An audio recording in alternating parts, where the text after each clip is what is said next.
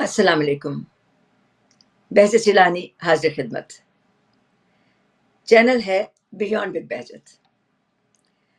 آج پھر ہم ایک ایسی شخصیت آپ سے ملوانے کے لیے لائے ہیں جن کے بارے میں جیسا کہ میں ہمیشہ کہتی ہوں کہ ہم چاہتے ہیں کہ ان سے آپ کی ملاقات ضرور ہونی چاہیے. ویسے تو بہت سی جگہوں پہ بہت سی ملاقات آپ کی ان سے ہوتی رہتی ہے. تھوڑا سا تجسس رکھتی ہوں، تھوڑی سی بات کرتی ہوں، شاید آپ کو خود ہی معلوم ہو جائے کہ آج ہمارے ساتھ کون ہے. ایک بات بتائیے ناظرین، کیا شاعری صرف محبت کا نام ہے؟ یا شاعری ایک انقلاب بھی ہوتی ہے؟ کیا شاعر صرف لفظ لکھتا ہے یا آنے والے زمانوں کی تاریخ بھی؟ ہمارے ساتھ آج ایک ایسی ہی شخصیت موجود ہے، اردو ادب کی وہ معتبر آواز جنہوں نے نصف صدی سے زیادہ عرصے تک لفظوں کو صرف خوبصورتی ہی نہیں دی بلکہ انہیں احتجاج، محبت، امید، عورت، انسان اور معاشرے کی آواز بھی بنا دیا. وہ شاعرہ جن کی غزلیں اور نظمیں پاکستان ہی میں نہیں، بھارت، امریکہ، یورپ اور دنیا بھر میں پڑھی اور سنی جاتی ہیں. انہیں عالمی اعزازات مل چکے ہیں. انہیں امریکہ میں خیر سگالی سفیر قرار دیا گیا. انہوں نے اردو زبان کو سرحدوں سے نکال کر عالمی ادبی منظرنامے تک پہنچا دیا. بیونڈ ود بہجت میں میرے ساتھ خوش آمدید کہیے معروف شاعرہ، مترجم، استاد اور دانشور محترمہ شاہدہ حسن. آج کی گفتگو صرف شاعری کی نہیں بلکہ اس پاکستان کی بھی جو بدل رہا ہے، اس عورت کی بھی جو اپنی شناخت تلاش کر رہی ہے، اس نوجوان کی بھی جو اردو ادب سے دور ہوتا جا رہا ہے، اور اس مستقبل کی بھی جس میں مصنوعی ذہانت شاید شاعری بھی لکھنے لگی ہے. تو آئیے آغاز کرتے ہیں ایک ایسی نشست کا جس میں لفظ بھی ہوں گے اور احساس بھی اور فکر بھی. السلام علیکم شاہدہ جی. جی وعلیکم السلام. بہجت کیسی ہیں آپ؟ خیریت سے؟ میں بہت مجھے خوشی بھی محسوس ہو رہی ہے. بہت عرصے سے آپ سے ملاقات ڈیو تھی، پھر اب ایک بہانہ نکل آیا ہے اور یہ اب ایک مکالمے کی بھی صورت ہے. تو بہت شکریہ، آپ نے تعارف کرایا اس طرح سے. بہت اچھا ہوتا ہے اگر ہم ادب کے اور تہذیب کے لوگ جو ہیں یہ اگر آپس میں کوئی مکالمہ آغاز کرتے ہیں تو اس سے بہت سے سوچ کی راہیں کھلتی رہتی ہیں. اور میں ان دنوں ویسے تو کینیڈا میں ہوتی ہوں لیکن آج کل یہاں وزٹ پر آئی ہوئی ہوں امریکہ، تو یہ اچھا موقع ہے کہ آپ سے بھی ملاقات کی صورت نکل آئی ہے. جی بہت شکریہ آپ کا. بہت دنوں سے گزشتہ دنوں اپنے سننے والوں کو بتاتے چلتے ہیں کہ شاہدہ جی کی طبیعت کچھ خراب تھی اور پھر بھی اس کے باوجود آج وہ ہمارے ساتھ ہیں. تو ہم بات کرتے ہیں سب سے پہلے بچپن کی اس شاہدہ حسن کی جن تک شاعری کب اور کیسے پہنچی، پہلا شعر کب کہا، گھر کا ماحول ایسا تھا، کیا چیز تھی جہاں سے آپ نے اس چیز کا آغاز کیا؟ بیسیکلی یہ تھا کہ چونکہ میرے بزرگوں میں ایک ادب کا نہ صرف ذوق تھا، شوق تھا، بلکہ آپ نے شاد عظیم آبادی کا نام تو سنا ہی ہے، ان کی وہ مشہور زمانہ غزل ہے کہ ڈھونڈو گے ہمیں ملکوں ملکوں، ہر ایک نے سنی ہوئی ہے نا، ملنے کے نہیں نایاب ہیں ہم. یہ غزل بھی میں نے اپنے دادا سے سنی تھی کیونکہ شاد عظیم آبادی ہی کا خاندان ہمارا ہے، تو ہمارے یہ بزرگوں میں ہیں. پھر جمیل مظہری صاحب تھے اور بہت سارے نام ہیں، دانش عظیم آبادی تھے. تو اس طرح کی جو شخصیتیں جن سے میں خود کبھی ملی تو نہیں تھی، لیکن ان کا تذکرہ، ان کی کتابیں، ان کی جو زندگی تھی اس کے بارے میں میرے دادا جان اکثر ذکر کرتے تھے. خود بہت اچھا اعلیٰ ذوق ان کا ادب کا تھا. تو یہ ایک میری تربیت کا پہلا رخ تھا اور یہاں سے میں نے کافی چیزیں اخذ کیں. تو آپ دیکھیں کہ یہ جب آپ کی بنیاد میں ہی ایسی چیزیں ڈال دی جاتی ہیں نا تو آپ کا اٹریکشن بھی انہی سے ہوتا ہے. میں ایک اور بات کہوں گی کہ چونکہ ہمارا سادات گھرانہ تھا ہے، بلکہ تو اس گھرانے میں زیادہ تر میر انیس کے مرثیوں کا بڑا ذکر ہوتا ہے. میر انیس کی زبان، ان کی جو تہذیب ازا ہے جس میں آپ کے دل کو سوز و گداز سے ریلیٹ کر دیا جاتا ہے، جس میں آپ اپنے اندر اپنے ارد گرد ہونے والی چیزوں کے بارے میں سینسٹیو ہو جاتے ہیں اور آپ ظلم کے خلاف آواز اٹھانے کے لیے خود کو تیار کرتے رہتے ہیں. تو وہ جب ہم سنتے تھے، وہ چیزیں سنتے تھے، بلکہ اکثر میں پڑھتی بھی تھی اپنی والدہ کی خواہش پر. تو میر انیس کی زبان کی جو تربیت تھی، جو ان کا ذخیرہ الفاظ تھا، جو ان کا بیانیے کی کشش تھی، وہ بھی مجھے بہت متاثر کرتی تھی. اور ایک اور نام میں ضرور لوں گی، اور وہ نام کیا، میں اس ادارے کا ذکر کروں گی جس کا مجھ پر بہت احسان ہے، اور وہ ہے میرا وہ اسکول جو رضویہ اسکول مشہور تھا ناظم آباد میں، اور جسے پروفیسر قرار حسین کی بہو زاہدہ تقی نے قائم کیا تھا. اور اس میں ساری ان کی جو والنٹیئر فرینڈس تھیں، یعنی وہ کچھ بھی نہیں لیتی تھیں، کوئی اجرت نہیں، کچھ نہیں، وہ اس علاقے کی بچیوں کو جو ناظم آباد میں رہتی تھیں اور مڈل کلاس فیملی سے تعلق رکھتی تھیں، ان سب کی تربیت اور ان سب کی تعلیم کا انہوں نے ایک بہت ہی خوبصورت بندوبست کیا ہوا تھا. مجھ سے سینئر پروین شاکر نے بھی اسی اسکول سے پڑھا، میں نے بھی وہیں سے پڑھا، پھر اور بھی کئی لڑکیاں جو اسی اسکول سے پڑھتی تھیں، اور انہوں نے وہیں سے وہ فارغ التحصیل ہوں. اس ادارے کی جو سب سے بڑی خوبی تھی وہ یہ تھی کہ ان کے پروگرامز بہت زبردست تھے. یعنی کلاس روم میں تو جو نصابی چیزیں پڑھائی گئیں وہ تو پڑھا لی گئیں، لیکن اس کے علاوہ ان کے جو ایکسٹرا کریکولر ایکٹیویٹیز تھیں، بطور خاص بیت بازی، تقریری مقابلے، اور بہت کچھ، خاص طور پر اقبال کی، فیض کی، اور جو صاحب کی، اور نظمیں، ٹھیک ہے. وہ میں نے پہلی دفعہ اسکول لائف میں ٹیبلو میں کئی کردار ادا کرتے ہوئے پورے نظمیں یاد کرنی پڑتی تھیں، اور آپ کو وہ رول پلے کرنا ہوتا تھا. تو یہ الفاظ کا ایک خزانہ، الفاظ کا ایک ذخیرہ، تھاٹس کا، افکار کا، یہ سب ہر وقت دل میں گونجتا رہتا تھا اور مجھے یہ بہت اٹریکٹ کرتا تھا. پھر میرے گھر نا بزرگوں کے پاس بہت اچھے پڑھے لکھے لوگ آتے تھے، اور مجھے یاد ہے کہ میرے جو دادا جان تھے، ان کے ایک دوست تھے عالیہ رضا صاحب، وہ ان کے بہت قریبی دوست تھے. تو وہ مرثیہ لکھتے تھے، اور وہ مرثیہ جب لکھ لیتے تھے تو صبح کی فجر کی نماز کے بعد وہ مرثیے کا مسودہ لے کر ہمارے گھر آ جاتے تھے، اور وہ صبح کے وقت باہر سے آواز دیتے تھے میرے دادا جان کو، اور کہتے تھے کہ سید صاحب، زور سے کہتے تھے. اور میرے دادا جان جو تھے وہ تڑپ کے بستر سے نکلتے تھے اور کہتے تھے جی آیا حضور. اب یہ میرے کان میں یہ آوازیں رہ گئی ہیں، اور میں آپ کو بتا نہیں سکتی کہ اس کا کیسا چام ہے مجھے، کہ اس طرح بھی لوگ ملتے تھے، اور ان کا ملنے کا جو مقصد تھا وہ ادب، کتابیں، لفظ، خیال، اور پھر تھوڑی دیر وہ اوراق پھیلا کے صبح صبح اس پر گفتگو کرنا. اور یہ تو میں ان کے لیے چائے بناتی تھی، کیونکہ میرے دادا جان مجھے بتاتے تھے کہ ہمارے لیے چائے بنا دو بیٹا. تو میں چائے بنانے کے علاوہ بھی ایک سحر انگیز کیفیت میں ان لوگوں کو دیکھتی رہتی تھی. تو آپ یقین کریں کہ وہ چیزیں کبھی دل سے نہیں جاتی، اور یہی وہ بنیاد ہے جو پڑ گئی. خوبصورت، بہت خوبصورت جو آپ نے اپنا تعارف لوگوں تک یہ پہنچے گا، ان کو بہت اچھا لگے گا. بہت خوب. انگریزی ادب اور اردو شاعری کی اگر بات کریں تو ان دونوں نے آپ کی شخصیت میں کس حد تک کتنا کردار ادا کیا؟ ہاں، دونوں کا اپنا اپنا کردار ہے، اور اس کی وجہ ہے، دیکھیے میں آپ کو بتاؤں، اردو ادب تو میں خود سے پڑھ بھی لیتی تھی کیونکہ گھر میں کتابیں تھیں، اور اردو ادب سے دلچسپی بھی تھی.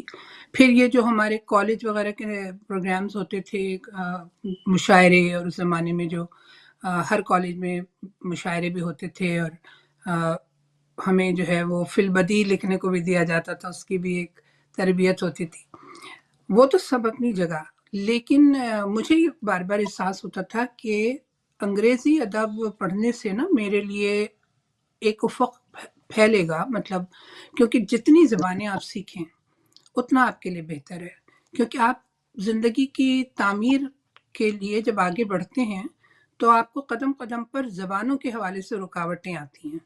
تو مجھے اچھا لگا کہ اگر میں انگلش لٹریچر پڑھوں، اور انگلش لٹریچر پڑھنے کا ایک فائدہ مجھے یہ ہوا کہ ابتدا میں تھوڑی مشکل تو ہوئی، لیکن پھر انگریزی زبان اپنے ساتھ ہے نا ایک پورا ویژن لے کر آتی ہے. ایک جیسے آپ میں وہ والی میری عمر ایسی تھی جس سے میں کہہ سکتی ہوں کہ میرے ذہن میں کچھ بھی طے نہیں تھا زندگی کے بارے میں کہ ہمیں کس طرف جانا چاہیے، ہمیں کیا کرنا چاہیے. بس میرے اندر یہ ایک تڑپ تھی کہ مجھے گرو کرنا ہے ایز اے پرسن.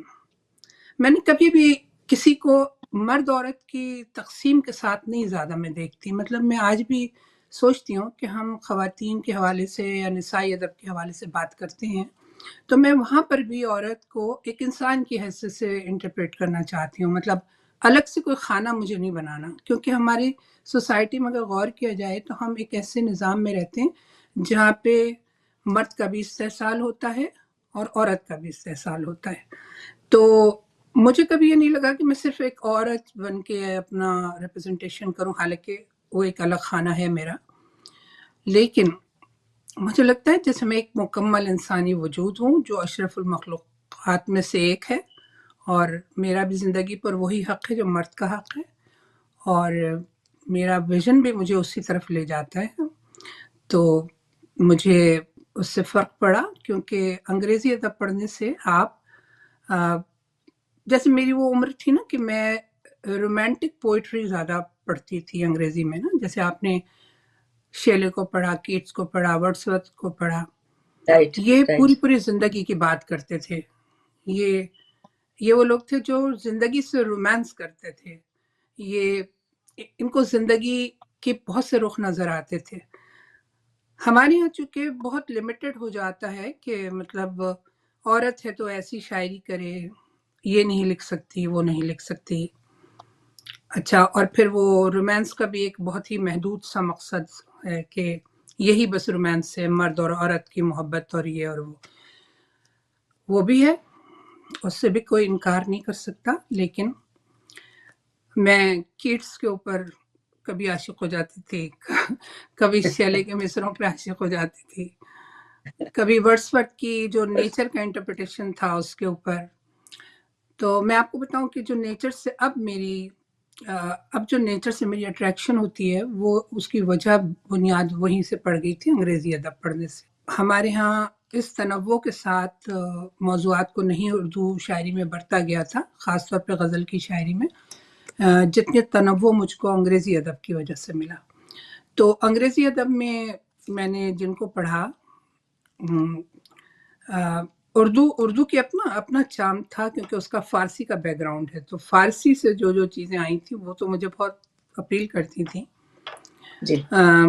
اور پھر اردو ادب پر انگریزی ادب کا اثر پڑا، اس کی رومانوی تحریک کا پڑا. تو ایک جمال پرستی، حسن کا احساس کہ زندگی میں چیزیں اگر بدصورت بھی ہیں تو ان کو خوبصورت بنایا جا سکتا ہے. اور یہ چیزیں زیادہ مجھے انسپائر کرتی رہیں. مگر ایک بات آپ سے کہوں گی کہ مجھے نا جان ڈن بہت پسند آیا. جان ڈن ایک ایسا شاعر تھا جو میٹافزیکل پوئٹ. اچھا، ہمارے یہاں میٹافزیکل پوئٹس میں ہمیں صرف غالب نظر آئے. پہلے شروع میں جب میں نے پڑھا تو مجھے پہلے تو میر ہی بہت اچھے لگتے تھے اور میں میر کو پڑھ کے جھومتی تھی. مگر جب غالب سے ملی تو میں نے کہا یہ تو کچھ اور ہی بات ہے.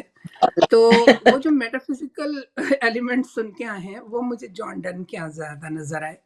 تو اچھا. اس طرح میرے ہاں ایک مرجنگ ہونا شروع ہوئی، یعنی کہ کوئی الگ سے خانہ نہیں ہے بلکہ ایک کلیت ہے، ایک ٹوٹیلٹی ہے.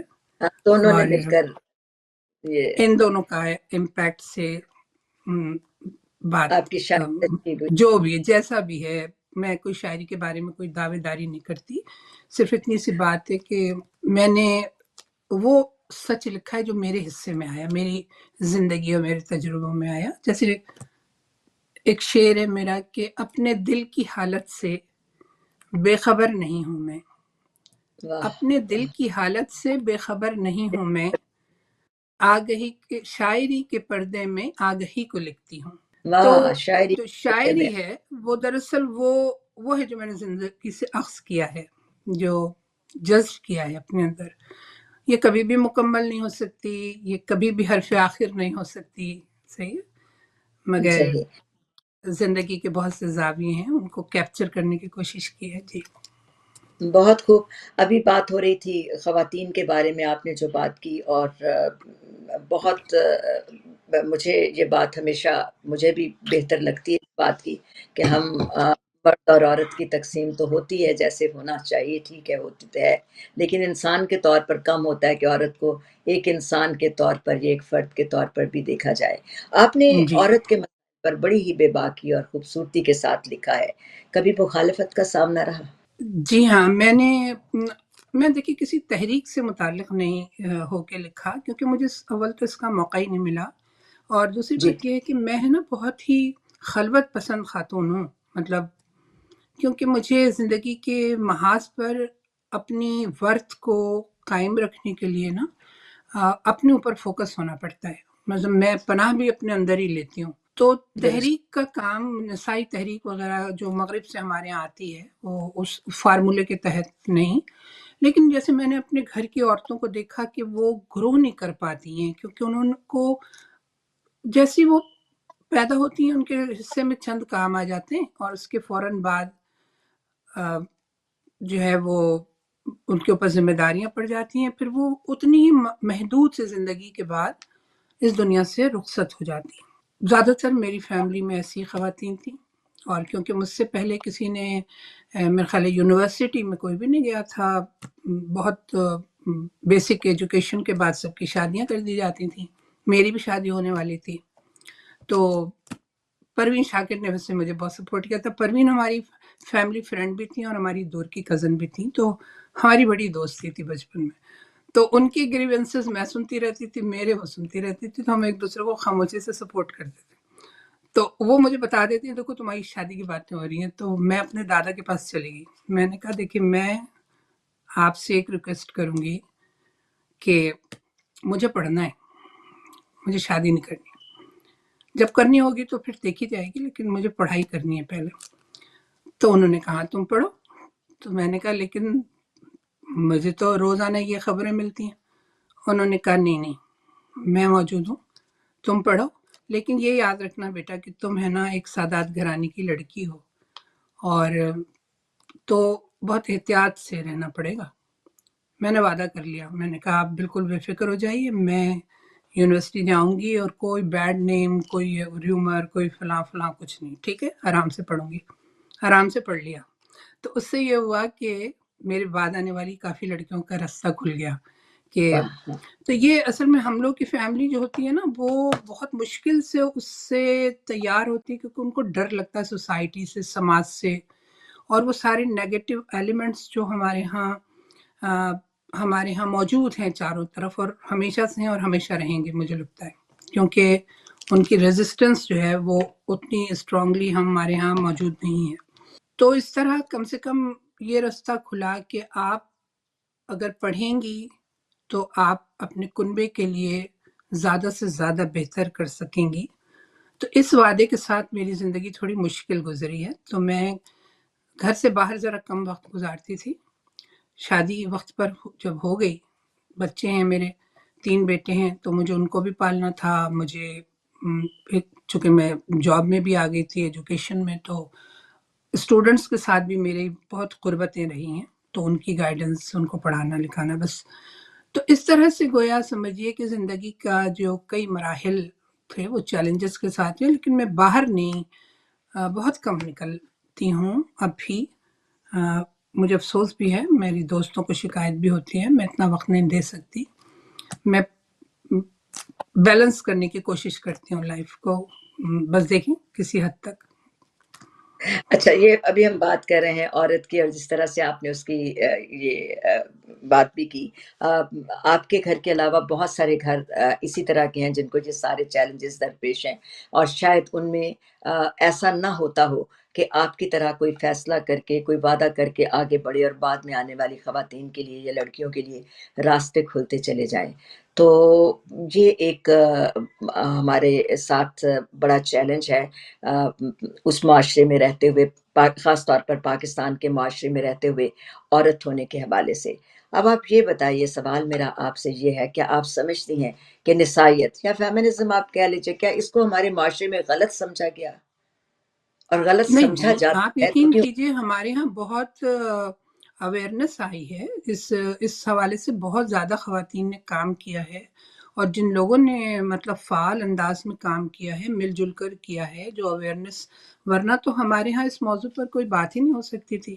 اب کم سے کم یہ ہے کہ ابھی بھی مطلب دیکھیے عورت کے خریدنے کی اور بیچنے کی اور اس کو مطلب ایز این آبجیکٹ ٹریٹ کرنے کا تو سلسلہ ابھی بھی چلتا ہے۔ آپ دیکھ ہی رہی ہیں کہ ہمارے نظام میں کوئی بڑی تبدیلی نہیں آئی ہے، لیکن ہماری خواتین نے بہت زیادہ ہمت سے کام لیا، بہت ہی آرگنائزڈ وے میں ایک بڑی اویئرنیس پیدا ہو چکی ہے۔ میں اس میں صرف اپنا حصہ بتا رہی ہوں کہ میں نے تحریک میں جا کے باقاعدہ حصہ تو نہیں لیا، لیکن میں نے لکھا۔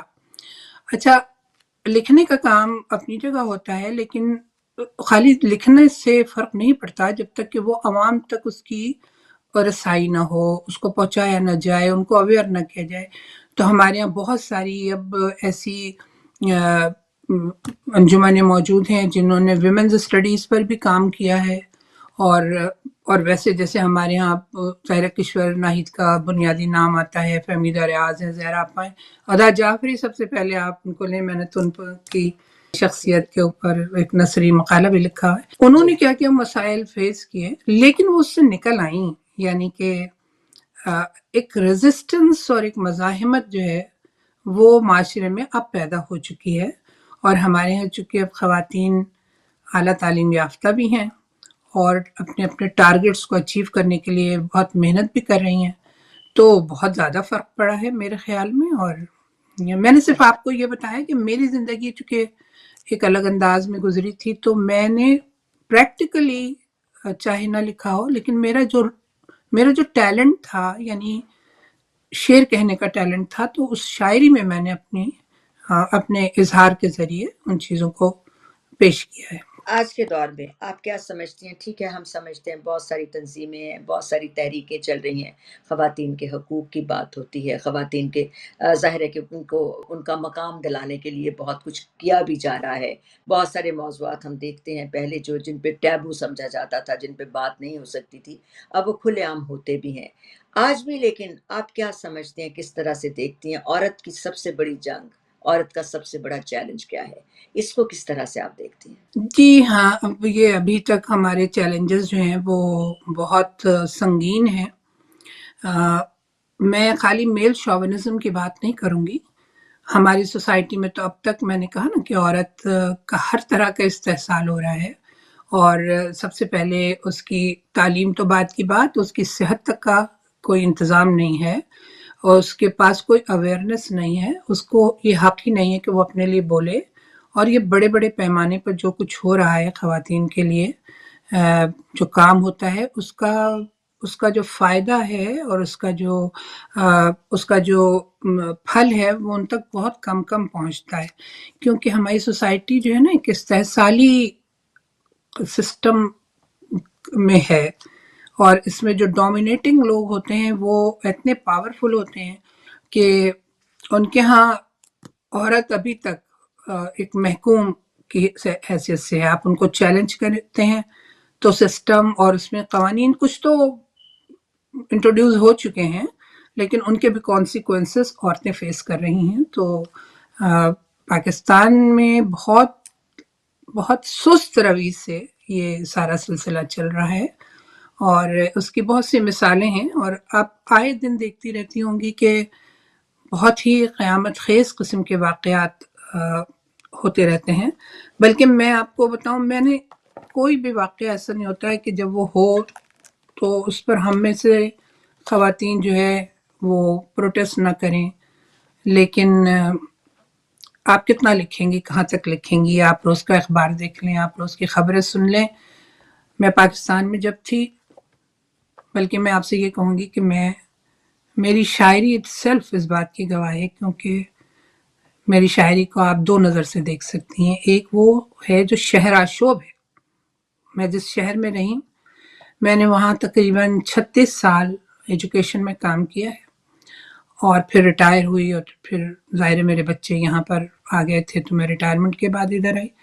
تو میں نے تو پورا وہ نظام، استحصالی نظام دیکھا ہے کہ خود ایجوکیشن میں رہ کے کتنا استحصال ہے، پھر جس قسم کا ہمارا سیاسی کلچر ہے، اور جس قسم کی غیر جمہوری رویے ہیں ہمارے ہاں، ان کے بارے میں کیا بتاؤں، سب کچھ اوپن سیکرٹ ہے. تو ان ساری چیزوں سے لیکن بددل نہیں ہونا چاہیے. اس کے لیے مستقل کوشش جو لوگ کر رہے ہیں، اور جو میں سمجھتی ہوں کہ وہ بہت اہم باتیں ہیں، اور اس پر ادب بھی مستقل ادب آواز اٹھاتا ہے، ہماری خواتین آواز اٹھاتی ہیں، لیکن ان کو کوئی سنوائی نہیں ہے. بلکہ میں نے بہت سے واقعات پہ جب میں اپنی شاعری کو پلٹ کے دیکھتی ہوں، میں کہتی ہوں میں نے تو کوئی واقعہ چھوڑا ہی نہیں کہ جس پر نہ لکھوں. جب تک لکھ نہ لوں تسکین نہیں ملتی ہے. تو درست. مگر کہاں تک لکھا جا سکتا ہے؟ نظمیں غزلیں لکھنے سے کیا ہوتا ہے؟ جب تک کہ سوسائٹی میں وہ نظام ایسا رائز نہ ہو جائے کہ جس میں خود بخود حقدار تک حق پہنچ جائے. اور اس کے لیے ہماری خواتین نے بہت اسٹرگل کی ہے، کر رہی ہیں، آج بھی نظر آتا ہے. تو میں سمجھتی ہوں کہ ایجوکیشن ایک بہت بڑا حل ہے اس بات کا، اویئرنیس ایک بہت بڑا حل ہے، اور پھر یہ کہ سیلف ڈپینڈنس جو بہت ہی میجر چیز ہے، جو اگر خواتین معاشی طور پر مضبوط ہو جائیں اور ایسے منصوبے بنائے جائیں تو ان کے استحصال میں کافی فرق پڑے گا.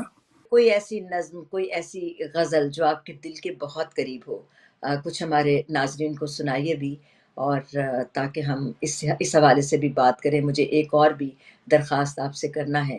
آپ نے بی بی زینب کے وہاں جا کر جب حاضری دی تھی تو معلوم ہوا تھا کہ آپ نے بہت اچھی ایک کہتے ہیں کہ ایک جسے کہتے ہیں آپ پہ وارد ہوتی چلی گئی تھی کچھ چیزیں، وہ بھی واردات اپنی بتائیے گا. تو کچھ ناظرین کو بتائیے. پہلے تو اپنی کوئی بہت اچھی، بہت دل کو چھونے والی، جو آپ کے دل کو بہت قریب ہو، کوئی نظم ہو، کوئی غزل ہو، وہ ذرا بتائیے، سنائیے گا پلیز. غزل ایک سامنے آ گئی ہے تو یہ میری ایک نمائندگی کر رہی ہے کہ میں کیسے محسوس کرتی ہوں کہ میں اپنی تنہائیوں سے ہر دم کلام کرتی ہوئی ملوں گی. میں اپنی تنہائیوں سے ہر دم کلام کرتی ہوئی ملوں گی. اسی سفر میں اپنی صبحوں کو شام کرتی ہوئی ملوں گی. اسی بہت خوب. سفر میں اپنی صبحوں کو شام کرتی ہوئی ملوں گی. اور بکھر بکھر کر بھی اپنے خوابوں سے میرا رشتہ کبھی نہ ٹوٹا. بکھر بکھر کر بھی اپنے خوابوں سے میرا رشتہ کبھی نہ ٹوٹا. میں دشت خواب و خیال ہی میں خرام کرتی ہوئی ملوں گی. میں دشت خواب و خیال ہی میں خرام کرتی ہوئی ملوں گی. اور یہی تو رشتے میرا ہنر ہیں، یہی تو آثار معتبر ہیں. یہی تو رشتے میرا ہنر ہیں، یہی تو آثار معتبر ہیں. میں اپنی تہذیب اور روایت کو عام کرتی ہوئی ملوں گی.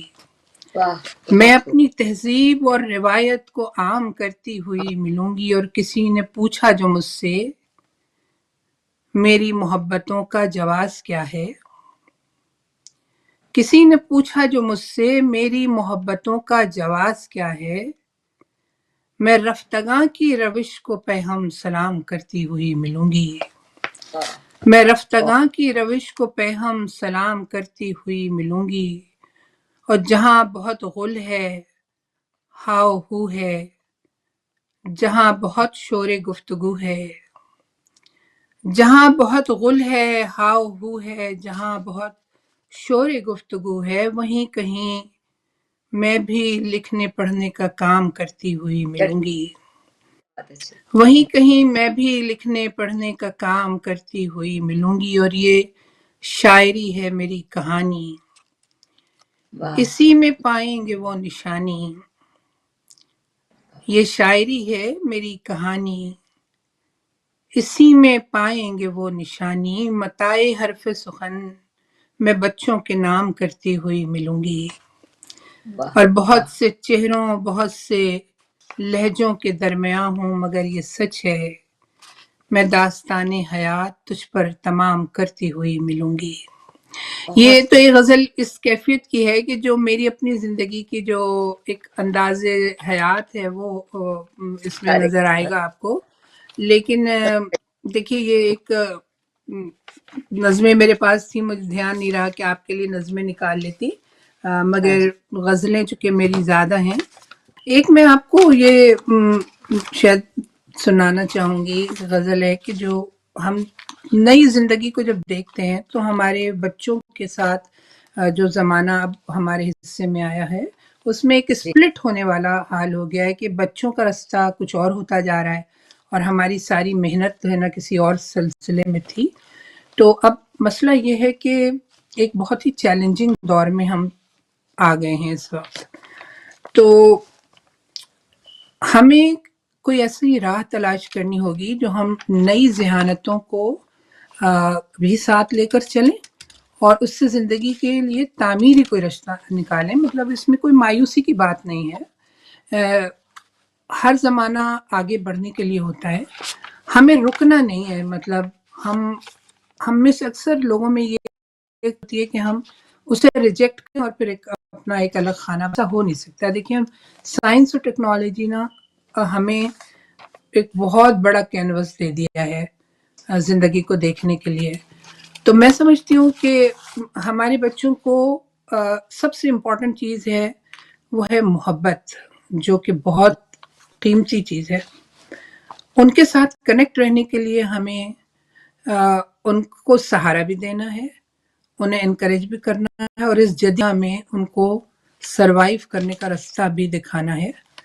تو میں اکثر اس موضوع پر بہت سوچتی رہتی ہوں، بددلی بھی ہوتی رہتی ہے، چیلنجز بھی ہوتے رہتے ہیں، لیکن یہ وہ کیفیتیں ہیں نا. دیکھیں کہ اب جو نئی دنیا بنی ہے یہ اس وقت بہت بڑی کیوس کا شکار ہے. ہم سب لوگ، آپ بھی ہوں گی، میں بھی ہوں، اور بالکل اس کیوس سے نکلنے کا طریقہ مایوسی نہیں ہے. ہمیں ریزسٹنس کو ڈیولپ کرنے کے لیے اپنی سوچ کو واضح کرنا ہوگا. تو ہمیں ایک طرف بچوں کو پازیٹیو چیزوں میں ساتھ دینا ہے اور ان کا اعتماد بھی بحال رکھنا ہے. کیونکہ میں نے دیکھی ایک نظم اس طرح لکھی تھی کہ غزل ہے کہ میں دیکھ رہی ہوں قوموں کی قسمت کا نیا منظرنامہ، میں دیکھ رہی ہوں قوموں کی قسمت کا نیا منظرنامہ، تیزی سے بدلتی دنیا میں دہشت کا نیا منظرنامہ. کاندھوں پہ اٹھائے پھرتے ہیں لوگ اپنے بدن کی مٹی کو، کاندھوں پہ اٹھائے پھرتے ہیں لوگ اپنے بدن کی مٹی کو، اور یہ ہے سرائے ہستی میں عبرت کا نیا منظرنامہ، اور یہ ہے سرائے ہستی میں عبرت کا نیا منظرنامہ.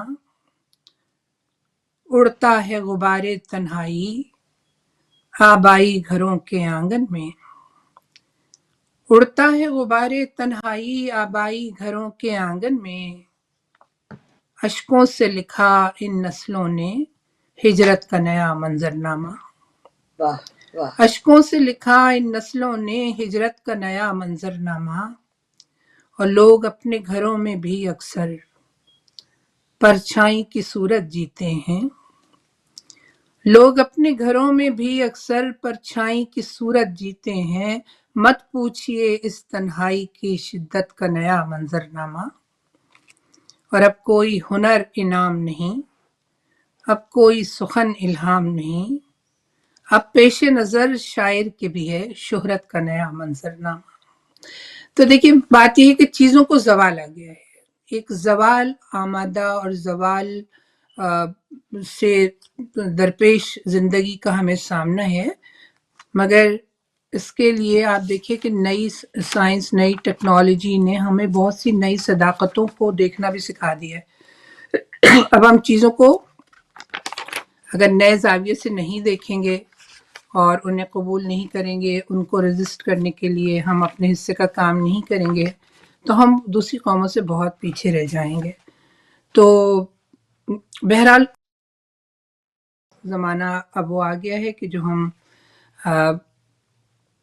سمجھیے اپنی اپنے حصے کی زندگی کافی گزار چکے، لیکن اب جو نئے بچے ہیں ان کو میں سمجھتی ہوں کہ ان بچوں کو ہمیں حقیقت کو دیکھنے سے روکنا نہیں چاہیے، بلکہ اس کا سامنا کرنے کی ہمت ان میں ہونی چاہیے۔ اور جو صداقتیں ہیں جو کہ اب نئی نئی شکل میں آ رہی ہیں، جن چیزوں کو ہم سچ سمجھتے تھے، اب آپ دیکھیں پورا سسٹم کولیپس ہو گیا ہے، تو جو چیزیں ہماری نظر میں سچ تھیں وہ اب جھوٹ بھی ثابت ہو رہی ہیں، اور جو چیزیں ہم صرف بہت عرصے تک اسی کو برتتے رہے تو ہمیں لگا کہ اس میں بھی ٹوٹ پھوٹ ہوئی ہے۔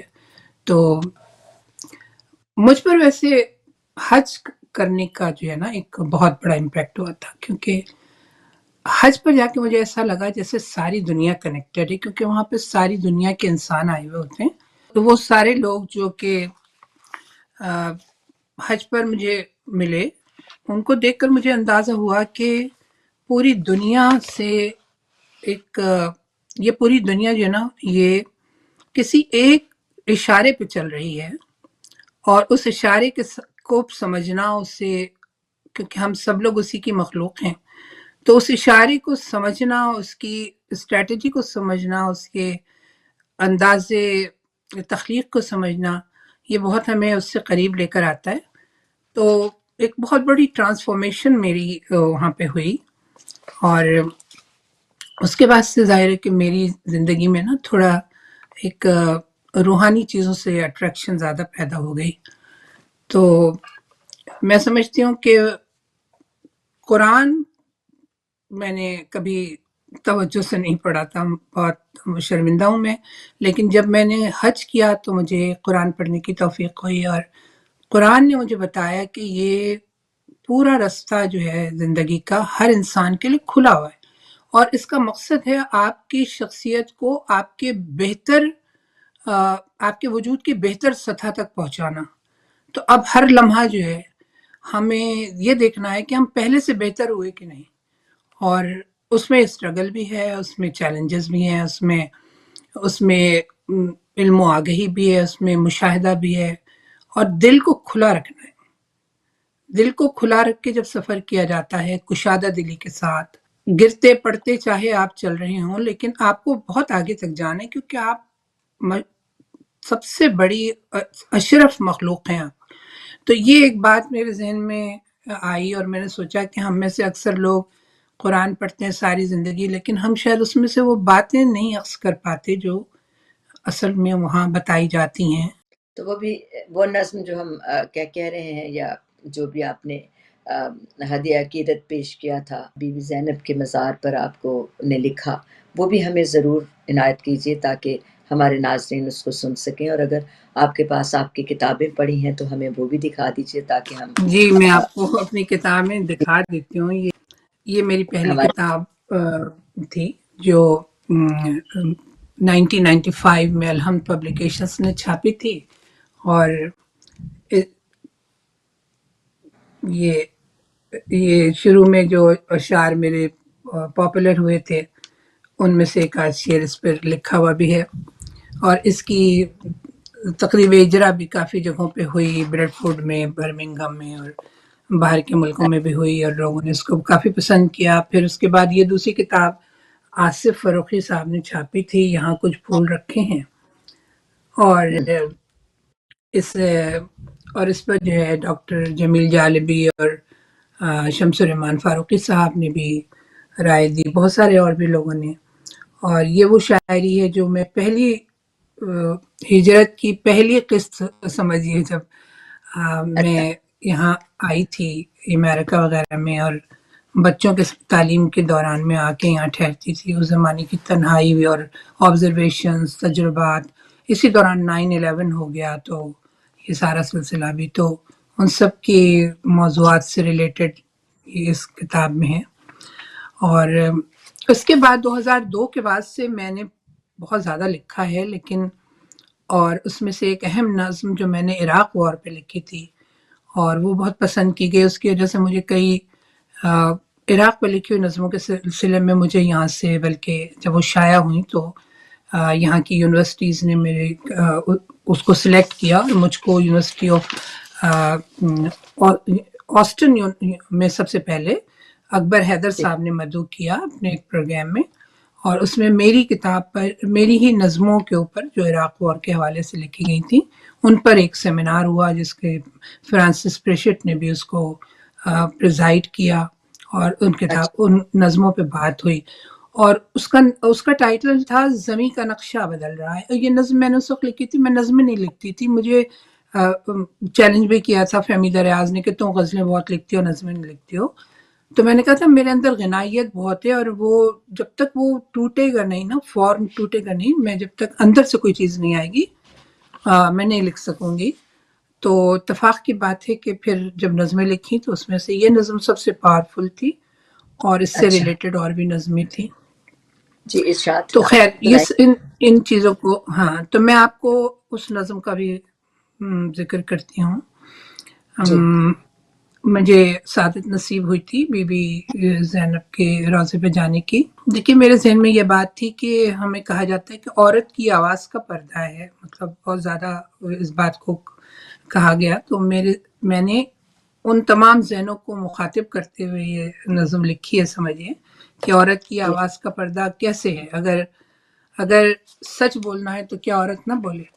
تو پھر اس وجہ سے میں نے اس موضوع کو اختیار کیا کہ جو بی بی زینب نے امام حسین اور ان کے رفقا کی شہادت کے بعد یزید کے دربار میں خطبہ دیا تھا کہ سلام ان پر کہ جن کے بازو بندھے ہوئے تھے،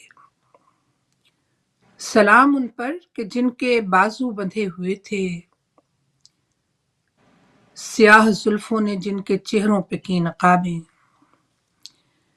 سیاہ زلفوں نے جن کے چہروں پہ کی نقابیں، وہ جن کے جلتے خیام کی راکھ سے لپٹ کر ہوائے صحرا سے سک رہی تھی، واہ وہ جن کے واہ جلتے خیام کی راکھ سے لپٹ کر ہوائے صحرا سے سک رہی تھی، وہ جن کی بے وارثی پہ نہر فرات سر کو پٹخ رہی تھی، سلام ان پر، سلام ان پر کہ جو شریک حسین تھیں، قیدی محن تھیں، جو ایک مسافر کی ایک مظلوم کی بہن تھیں، واہ جو دشت واہ کرب و بلا سے کوفے تک اور کوفے سے شام تک بستہ رسن تھیں، یزیدی دربار عام میں جن کے ایک تخاطب نے ظالموں کے دلوں کو دہلا کے رکھ دیا تھا، ظالموں کے دلوں کو دہلا کے رکھ دیا تھا، وہ جتنے پتھر وجود بیٹھے تھے ان کو پگھلا کے رکھ دیا تھا، بہت خوب بہت سلام ان بولتے لبوں پر، سلام ان بولتے لبوں پر، سلام اس گونجتی صدا پر،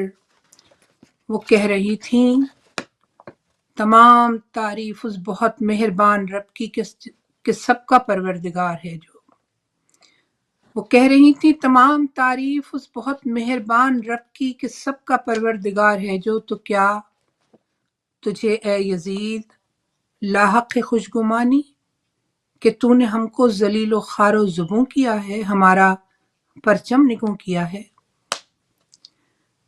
تو کیا تجھے یزید لاحق ہے خوشگمانی کہ تو نے ہم کو ذلیل و خوار و زبوں کیا ہے، ہمارا پرچم نگوں کیا ہے، مگر یہ سچ ہے ہمارے حق کو تو صرف اللہ جانتا ہے، اسی نے رتبہ عطا کیا ہے، بہت یہ خوب تیری ہمت، یہ تیری جرت کہ تیرے قدموں میں میرے بھائی کا سر دھرا ہو، تو بوسہ گاہ نبی کی حرمت سے کھیلتا ہو، یزید کیوں اس طرح سے آل رسول پر قہر ڈھا رہا ہے، لہو کے چھینٹوں سے کون سی تشنگی کو اپنی بجھا رہا ہے، سلام ان بولتے لبوں پر، سلام اس گونجتی صدا پر، وہ کہہ رہی تھیں قسم خدا کی حسین زندہ ہیں، ان کا پیغام عشق زندہ ہے، ان کا منشور تازہ دم ہے،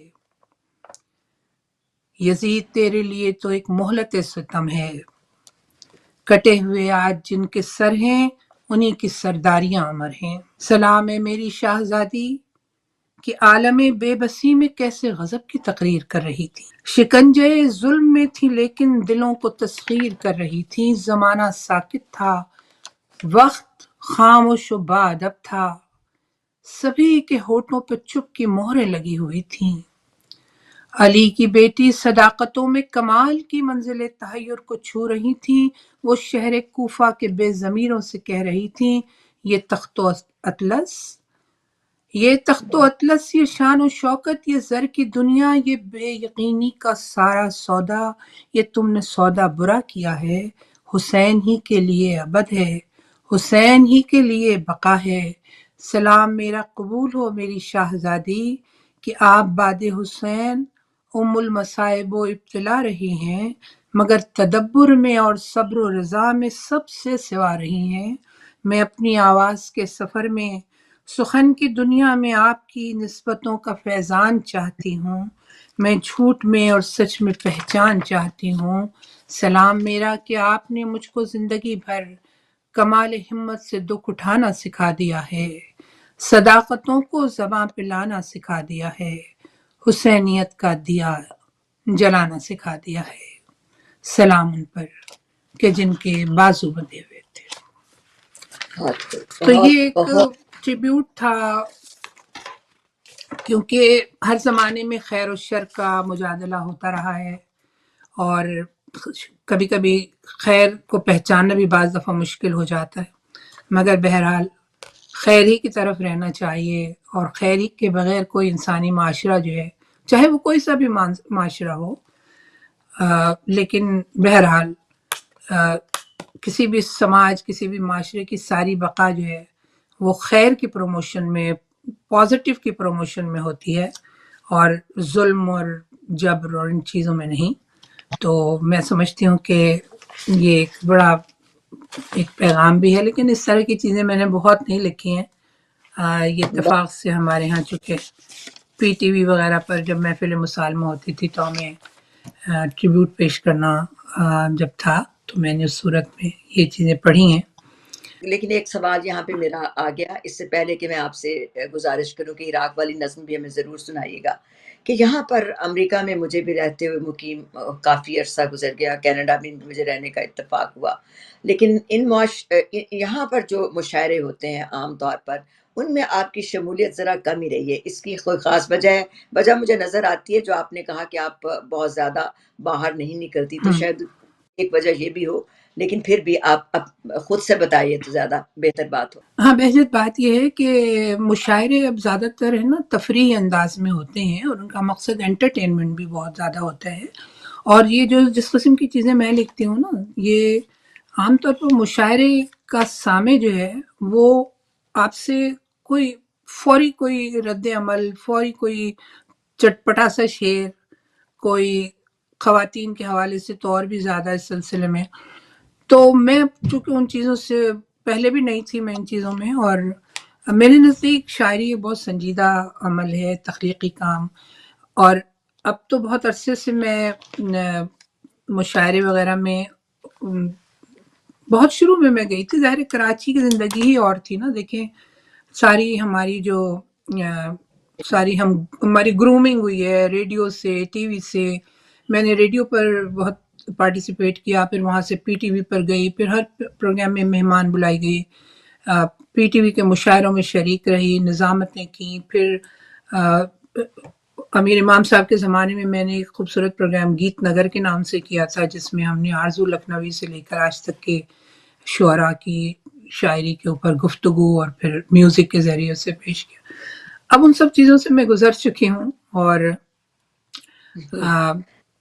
میں سمجھتی ہوں کہ یہ جو اب مشاعرے ہوتے ہیں نا، زیادہ تر یہ سب شوقین ادب کے جو لوگ ہیں، ظاہر ہے کہ وہ اپنی اپنی سوشلائزیشن کے لیے بھی، اور اس میں کوئی سنجیدہ چیزیں پڑھی نہیں جا سکتی ہیں، تو مجھے اتنا نہیں لگتا کہ میں فٹ ہوتی ہوں جا کے، نہ میں انٹرٹین نہیں کر پاتی، because poetry is a very بہت ہی سنجیدہ چیز ہے میرے لیے، اور پوئٹری ایک ایسا میڈیم ہے جو کہ اتنا افیکٹو ہے کہ یہ کوئی وقتی کھیل نہیں ہے، یہ ایک بھرپور تخلیقی کام ہے، اور چونکہ بہت عرصے سے میری شاعری نہ کسی نے پڑھی ہے، کیونکہ ہمارے زمانے کا نقاد بھی کہیں سو گیا ہے، تو وہ شعر بھی نہیں، ہم خود میں بھی لوگوں کی شاعری پر اگر مجھے بہت سارے فلیپس میں نے لکھے ہیں، مضامین لوگوں نے کی کتابوں پہ لکھے ہیں، لکھتے وقت مجھے خیال آتا ہے کہ اس کا کیا مطلب، اس کی کیا حیثیت ہے، مطلب کیونکہ وہ ایک تاثر میں نے دے دیا، لیکن جو ایک مکالمہ ہونا چاہیے ادب کو، سنجیدہ ادب کو، یعنی دیکھیے بہجت، ایک عام بول چال کی زبان جو ہوتی ہے بہت سطحی ہوتی ہے، رائٹ؟ پوئٹری کے درست۔ اندر جو ہے نا ایک تخلیقی زبان استعمال ہوتی ہے، وہ تخلیقی زبان جس کے جو ایلیویٹڈ ہوتی ہے، جو خاص زبان ہوتی ہے، اس کے استعارات ہوتے ہیں، اس کے ریفرنسز ہوتے ہیں، اس کے حوالے ہوتے ہیں. تو ہمارے یہاں اس طرح کا نہ تو وقت ہے کسی کے پاس، نہ کسی کو دلچسپی ہے. اب شاعری بھی ایک انٹرٹینمنٹ کا ہی طریقہ ہے. تو مجھے لگتا ہے میرا وقت ضائع ہو رہا ہے، تو میں کوئی اچھی کتاب پڑھ لوں اتنی دیر میں، تو اس سے مجھے زیادہ آسودگی مل جاتی ہے، اور بہت کسی خوب. اچھے سے یہ بات ہے، میرے بس اور کوئی بات نہیں. میرے 2 سوالوں کے جواب آپ کے اسی جواب میں آ گئے، کیونکہ میں نے پوچھنا تھا آپ سے کہ کیا واقعی مشاعرے اب پہلے جیسے نہیں رہے؟ دوسرا میرا یہ سوال تھا کہ کیا سوشل میڈیا نے مشاعروں کو نقصان پہنچایا ہے؟ تو یہ چیزیں مجھے آپ سے پوچھنا ہی تھی.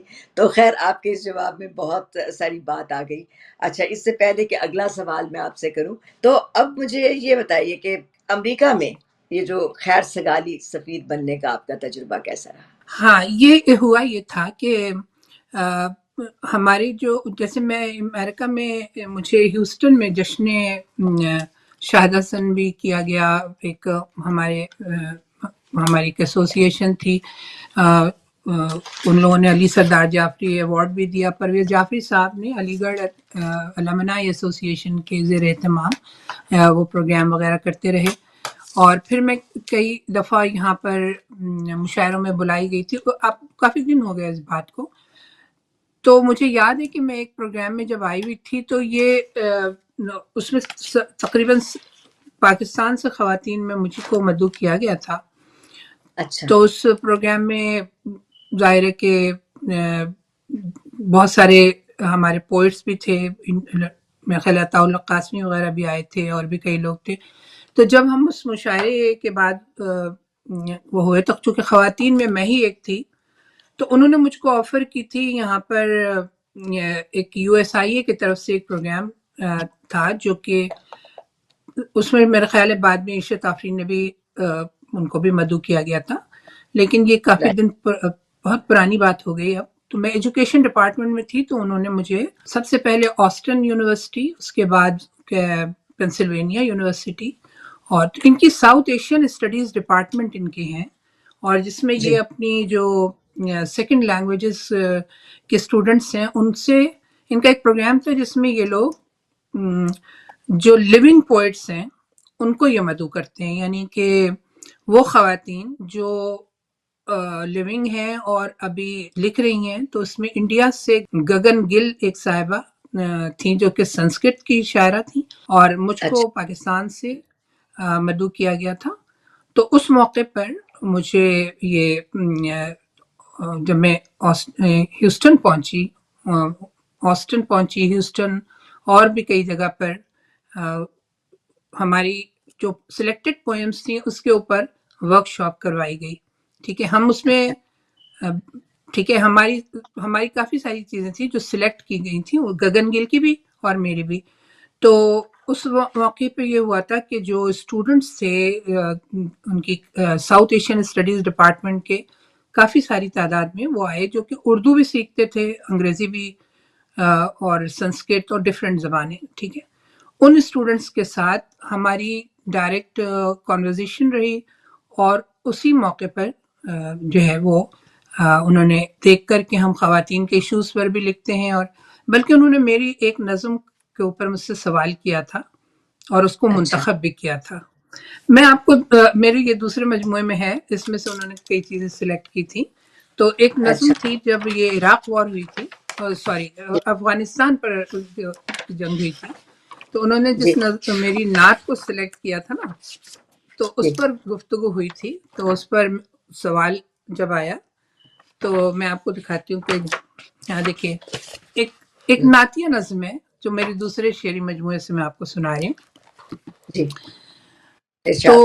انہوں نے پوچھا تھا کہ یہ آپ نے کیا لکھا ہے، مطلب کیوں لکھا ہے نا. تو میں نے بتایا تھا کہ ہماری جو بہت سارے ایسے ممالک ہیں جن کے اوپر حملے ہوئے ہیں، صحیح ہے، ان میں ہم بھی شامل ہیں اور ہم بھی پستے ہیں، اور چونکہ ہمارے نیبرنگ کنٹریز ہیں تو ہم پر اس کا اثر پڑتا ہے، ہمارے یہاں سفرنگز ہوتی ہیں. تو یہ نظم میں نے اس طرح لکھی تھی، میں آپ کو سناتی ہوں کہ جہاں میں ہوں وہاں مسجد میں صف بنتی ہے جب سجدہ گزاروں کی، تو ہتھیاروں کے سائے میں اذاں آغاز ہوتی ہے۔ واہ جہاں میں ہوں وہاں مسجد میں صف بنتی ہے جب سجدہ گزاروں کی، تو ہتھیاروں کے سائے میں اذاں آغاز ہوتی ہے۔ رکوع و سجدہ و ورد دعا کی جاں فضا ساتھ، کسی بندوق کی نالی کی دہشت میں گزرتی ہے۔ واہ کسی بندوق کی نالی کی دہشت میں گزرتی ہے۔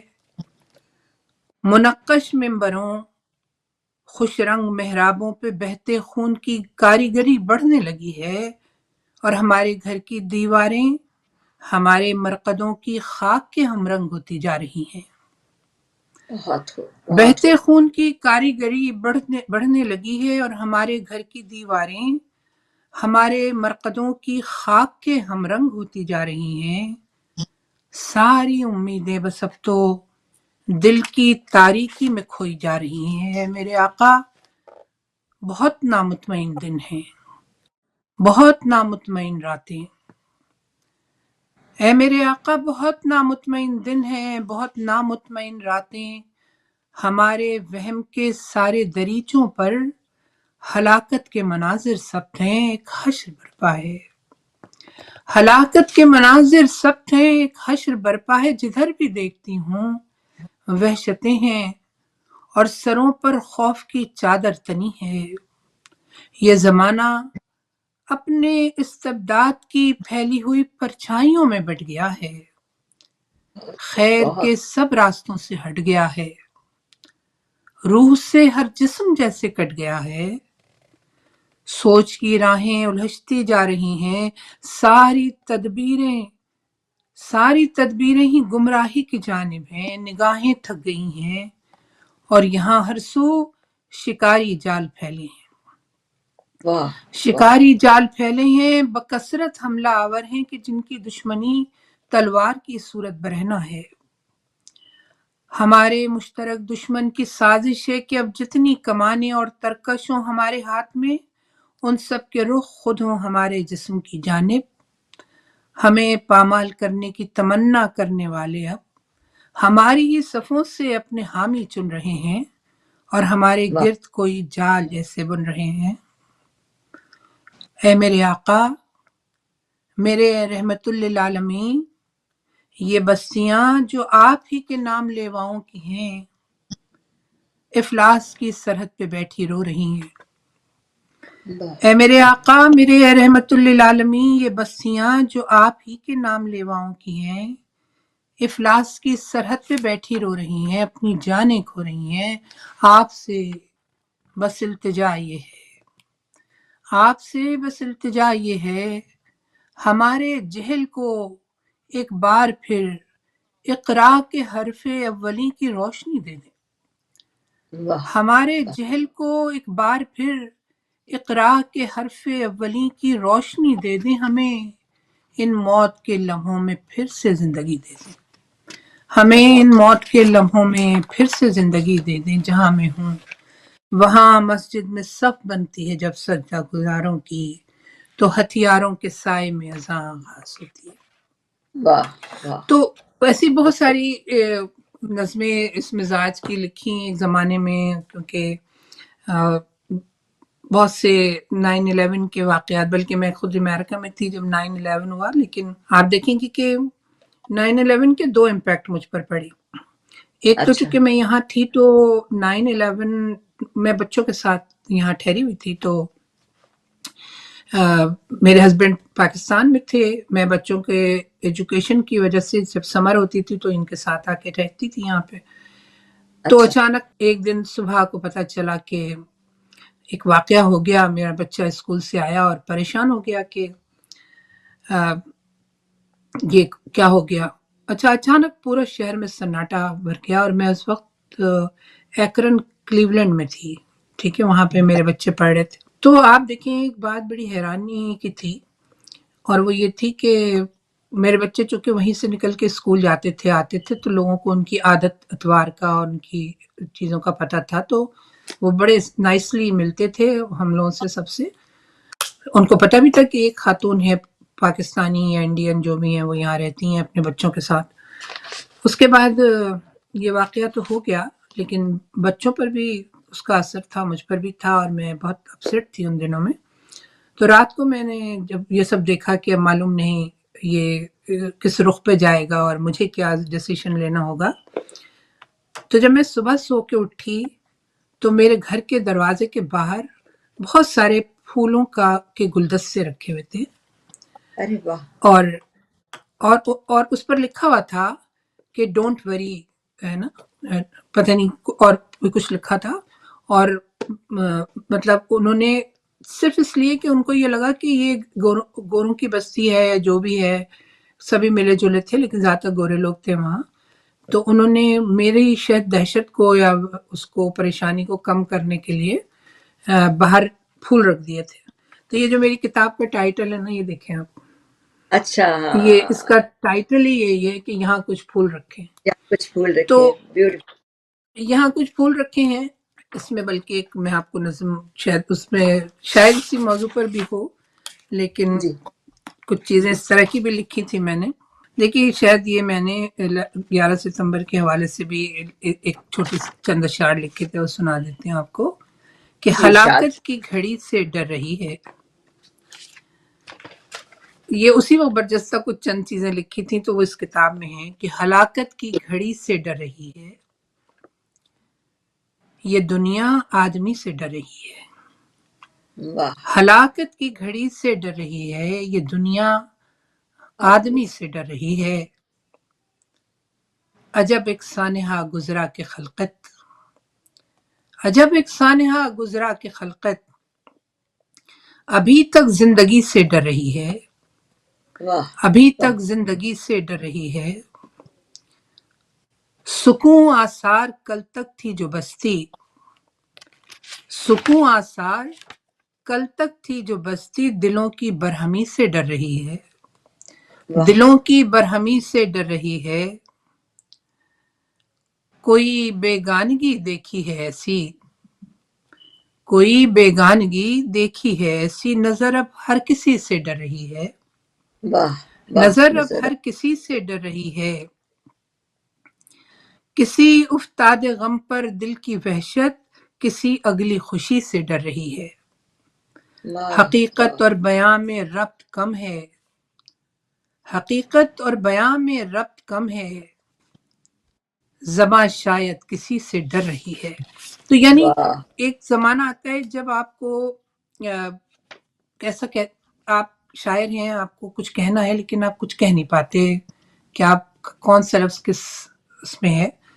ایک اور دو تین مصرے اور ہیں کہ خیر و شر کی جنگ میں جانے،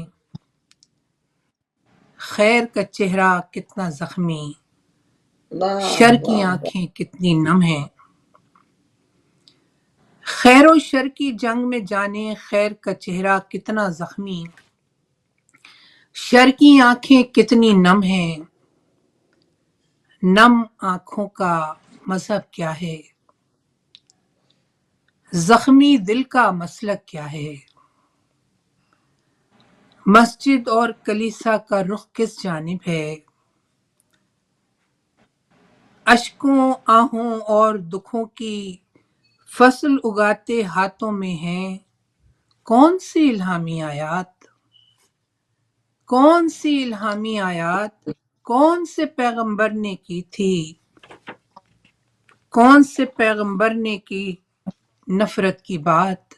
ایک سوال تھا کہ میں نے تو جتنے صحیفے پڑھے سب میں سوائے محبت اور انسان کی محبت اور انسان کی بھلا اور اس کے لیے خیر، تو لیکن شاید اس پیغام کو بھی سمجھنے میں کچھ کوتاہیاں ہوتی رہیں. تو میری زیادہ تر اس کتاب میں جو دوسری جو آصف فروخی نے چھاپی ہے، اسی طرح کی چیزیں جو یہاں میں نے رہ کر لکھی تھیں امریکہ اور یہاں کے سفر کے دوران جو لکھی تھی وہ زیادہ اس میں ہیں.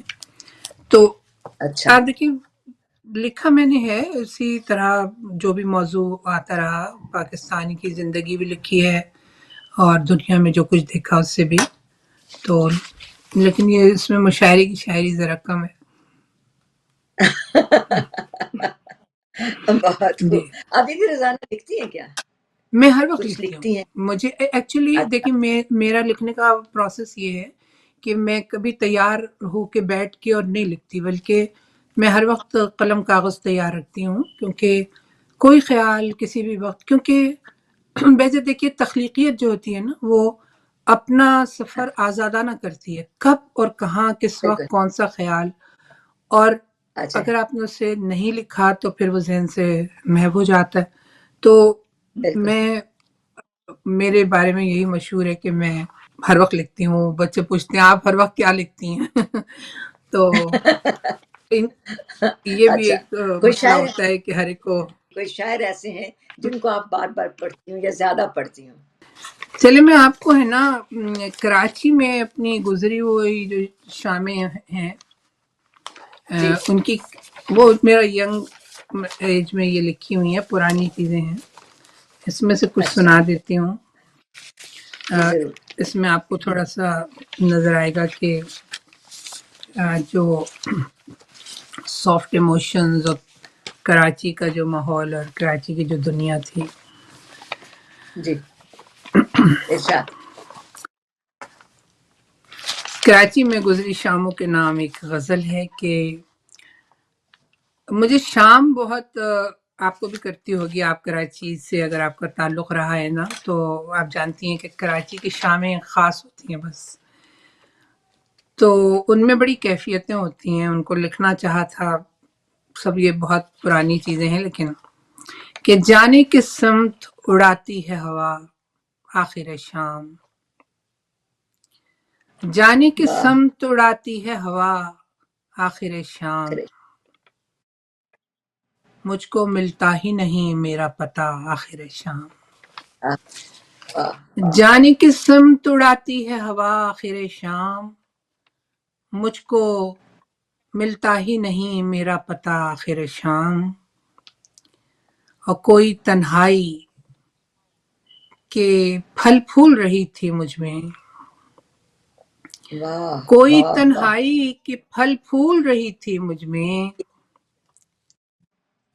اس اداسی کا ثمر میں نے چکھا آخر شام، واہ واہ. اس اداسی کا بہت ثمر میں نے چکھا آخر شام، اچھا. اور دل کی شاخوں پہ کھلانے کے لیے یاد کے پھول، دل کی شاخوں پہ کھلانے کے لیے یاد کے پھول، مجھ میں آتا ہے کوئی مثل ہوا آخر شام، واہ واہ واہ. مجھ میں آتا ہے کوئی مثل ہوا آخر شام، آخر. اور مجھ کو جس روز بھی تو خلوت جاں میں نہ ملا، مجھ کو جس روز بھی تو خلوت جاں میں نہ ملا، مجھ سے ایک شعر بھی لکھا نہ گیا آخر شام، بہت مجھ خوب. سے ایک بہت. شعر بھی لکھا نہ گیا آخر شام، اور مرہم وقت کو فرصت سے بھرنے کی کہاں، مرہم وقت کو فرصت سے بھرنے کی کہاں، دل کا ہر زخم ہوا پھر سے ہرا آخر شام، آخر. واہ دل کا واہ ہر واہ. زخم ہوا پھر سے ہرا آخر آخر شام، اور آخری فیصلہ بس کر دیا موجوں کے سپرد، آخری واہ فیصلہ واہ. بس کر دیا موجوں کے سپرد، ریت پر میں نے تیرا نام لکھا آخر شام، آخر. ریت پر میں نے تیرا نام لکھا آخر شام، اور آج اے کاش میں سورج کو نہ ڈھلنے دیتی، واہ آج اے واہ. کاش میں سورج کو نہ ڈھلنے دیتی، میری بستی میں کوئی جاں سے گیا آخر شام، میری اوہ. بستی میں کوئی جاں سے گیا آخر شام، اور جانے کس شخص کو کس روپ میں مل جائے کہاں، जाने किस शख्स को किस रूप किस में मिल जाए कहाँ, इन दिनों शहर में फिरती है क़ज़ा आखिर शाम। आखिर शाम, इन वाह दिनों वाह शहर में फिरती है क़ज़ा आखिर शाम, और शेर कहने की मुसर्रत का है अपना ही सुरूर। शेर कहने की मुसर्रत का है अपना ही सुरूर, नशे ज़ात हुआ मुझ में सिवा आखिर शाम। वाह नशे वाह। ज़ात हुआ मुझ में सिवा आखिर शाम। और आखिरी शेर है गज़ल का कि जिंदगी मैं भी तेरी शाम तक आ पहुंची अब। वाह वाह जिंदगी मैं भी तेरी शाम तक आ पहुंची अब, मुझको छूती है कोई बाद फना आखिर शाम। वाह मुझको वाह छूती वाह। है कोई बाद फना आखिर शाम, जाने किस समत उड़ाती है हवा आखिर शाम, मुझको मिलता ही नहीं मेरा पता आखिर शाम।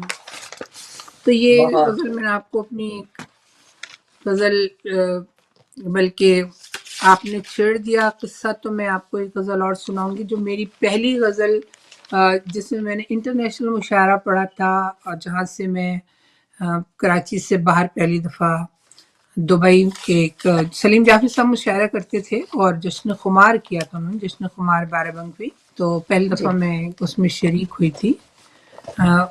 वो मुझे मेरे शेरी मजमूए की पहले शेरी मजमूए की इशाअत से पहले की बात है। तो अच्छा ये बहुत इब्तदाई गज़ल है, इसे गुलबहार बानो ने गाया भी था।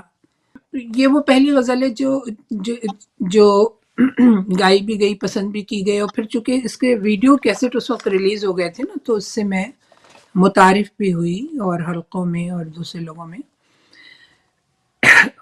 तो उनके बड़े यादगार प्रोग्राम होते थे सलीम जाफरी साहब के दुबई में। सलीका इश्क में मेरा बड़े कमाल का था,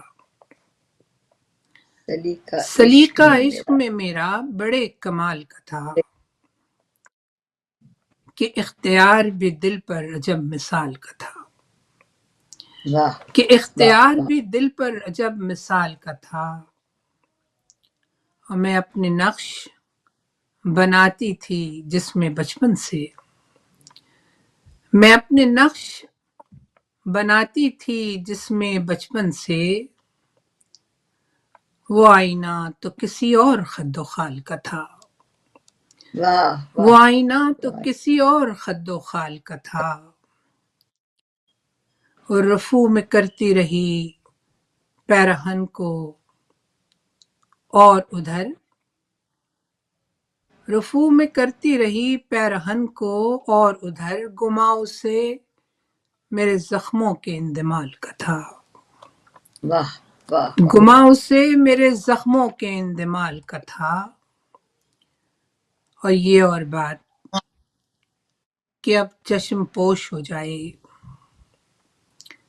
ये और बात कि अब चश्म पोश हो जाए, कभी तो इल्म उसे भी हमारे हाल का था, वाह कभी तो वाह। इल्म उसे भी हमारे हाल का था। और मैं तेरी दूरियों कुर्बत की क्या खबर रखती, मैं बहुत तेरी अच्छे। दूरियों कुर्बत की क्या खबर रखती, अजाब हिज्र से बढ़कर तेरे विसाल का था, साल का था। बहुत खूब बहुत खूब। अजाब हिज्र से बढ़कर तेरे विसाल का था,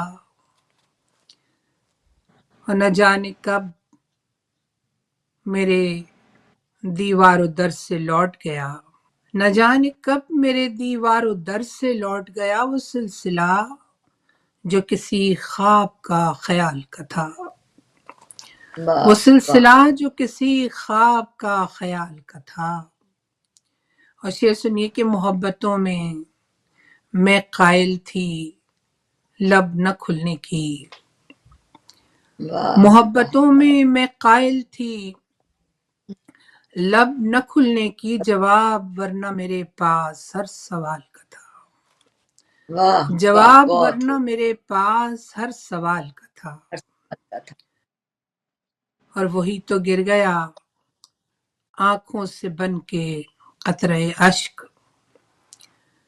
وہی تو گر گیا وہی، آنکھوں سے بن کے قطرے اشک، میری خوشی سے جو رشتہ تیرے ملال کا تھا، واہ میری واہ خوشی واہ، سے جو رشتہ تیرے ملال کا تھا، اور درخت جڑ سے اکھڑنے کے موسموں میں بھی ہوا کا پیار شجر سے عجب کمال کا تھا، درخت جڑ سے اکھڑنے کے موسموں میں بھی ہوا کا پیار شجر سے عجب کمال کا تھا، اور کتاب کس کی مسافت کی لکھ رہی ہے ہوا، کتاب واہ کس کی مسافت کی لکھ رہی ہے ہوا، یہ قرض اس کی طرف کس کے ماہ و سال کا تھا، یہ واہ قرض اس کی واہ، طرف کس کے ماہ و سال کا تھا، سلیقہ عشق میں میرا بڑے کمال کا تھا، کہ اختیار بھی دل پر عجب مثال کا تھا۔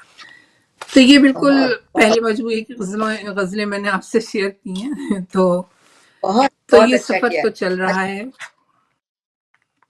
یہ نہیں میں نے کہا اللہ یہ سفر چل رہا ہے، دیکھیں کب تک چل سکتا ہے، لکھتی میں انشاءاللہ مور رہتی ہوں، پاور، بالکل۔ چلیے ایک اور تو آخری بات جو کرتی ہوں وہ یہ بھی بتائیے گا جی کہ جی پوچھیے۔ اگر آپ اپنی زندگی کو ایک شعر میں بتا سکیں، ضرور آپ نے لکھا ہوگا جس طرح کی آپ کی سوچ ہے، جیسے آپ سوچتی ہیں سارا دن لکھتی ہیں، اور بالکل الگ سے سوچتی ہیں، بہت اچھا لگا آپ سے بات کر کے، تو کوئی شعر سنائیے ایسا۔ ایک شعر کیا کیسے سناؤں، لیکن بہرحال ایک دیکھیں میری زندگی دو مطلب ساتھ ساتھ تمام تضادات کے ساتھ چل رہی ہے، تو ایک شعر شاید اس کی نمائندگی کرے گا کہ ایک رشتہ میرا تنہائی کے ساتھ، ایک واہ، رشتہ میرا تنہائی تنہائی کے کے ساتھ، ساتھ، دوسرا انجمن آرائی کے ساتھ، تو واہ واہ واہ واہ اب واہ واہ واہ واہ، ایک بہت زندگی خوب وہ ہے بہت جو خوب، میری باطنی زندگی ہے، اس میں میں بڑا انجوائے کرتی ہوں، اور کبھی بھی مجھے ہیلنگ چاہیے ہوتی ہے، مجھے سکون چاہیے ہوتا ہے، تو میں اپنے اندر چلی جاتی ہوں، میں اپنے ساتھ رہنا پسند کرتی ہوں، لیکن انہیں کیسے چھوڑ بہت سکتی ہوں جو میرے چاروں طرف ہیں، تو چاروں طرف ہے، شاید یہ شعر زیادہ میری نمائندگی کر بہت سکے گا بہت کہ خوب، ایک بہت ہی رشتہ میرا، ایک رشتہ میرا تنہائی کے ساتھ، اچھا، دوسرا انجمن آرائی کے ساتھ، آرائی کے اور ساتھ، واہ واہ، یہ غزل ہے پوری کہ کوئی نسبت تو تیری اچھا، بنتی ہے، کوئی نسبت تو تیری بنتی ہے اس میرے زخم کی گہرائی کے ساتھ، واہ کوئی واہ واہ، نسبت تو تیری بنتی ہے اس میرے میرے اس زخم کی گہرائی کے ساتھ، اور ایک شعر اور سناؤں گی کہ شعر کہہ لوں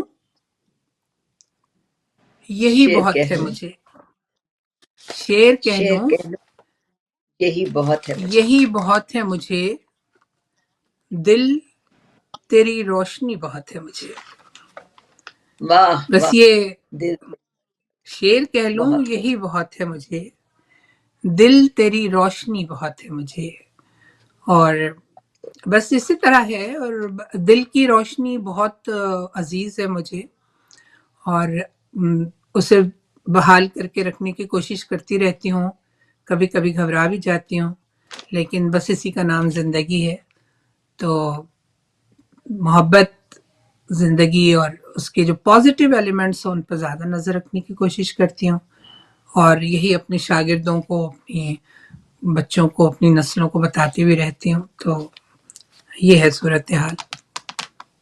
اچھا آخر میں چلتے چلتے میں وہ نہیں کہا کرتی کہ پیغام دیجیے، لیکن کوئی بات ضرور اچھا، کہیے اس نوجوان نسل سے جو آج اپنے اردو ادب سے، اپنی تہذیب سے، اور اپنی روایات کے اس ایک بہت بڑے خزانے سے کچھ الگ ہوتی جا رہی ہے، ہو رہا ہے ایسا کہ نہیں ہو رہا، یہ بھی بتائیے گا، اور ساتھ میں ان سے کچھ کہیے گا بھی۔